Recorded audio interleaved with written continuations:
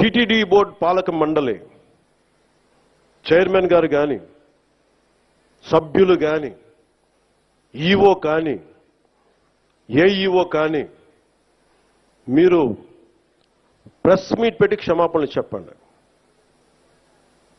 నేను క్షమాపణలు చెప్పినప్పుడు మీకు క్షమాపణలు చెప్పడానికి నామోషి ఏంటి?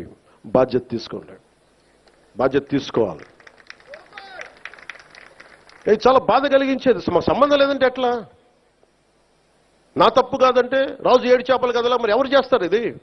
నాకేం సరదా నాకు క్షమాపణలు చెప్పడం? నేను దోషిగా నిలబడాలా ఇలాంటి సంఘటనలో?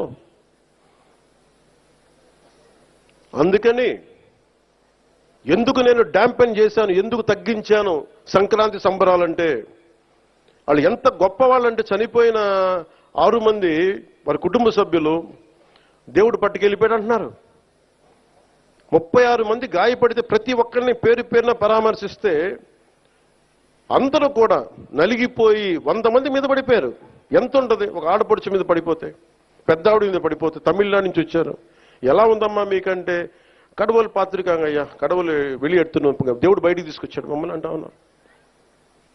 ఎంత పెద్ద మనసుతోటి సరిగ్గా చూసుకోలేదయ్యా మమ్మల్ని, కానీ ఏం చేస్తాం, మా కర్మిలా కాలింది. అది దేశం తాలూకు దౌర్భాగ్యం. ప్రజలు ఇంత బాధ్యత ఇప్పుడు కష్టం వచ్చినప్పుడు ఎంత అద్భుతంగా చెప్పారంటే నాకు కన్నీళ్ళు వచ్చినాయి. నాకు నిన్న కరిగిపోయాను నేను.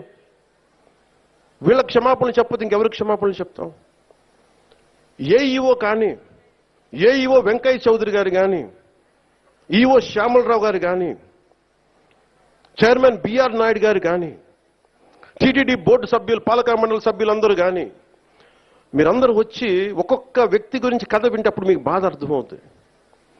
క్షమాపణలు చెప్పండి. మీరు క్షమాపణలు చెప్పి తీరాలి, వేరే దారి లేదు మీకు.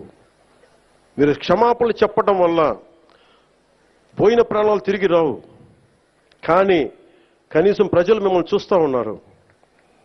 అది మటుకు జ్ఞాపకం పెట్టుకొని అందరూ తగ్గి క్షమాపణలు చెప్పండి, చాలా అవసరం ఇది.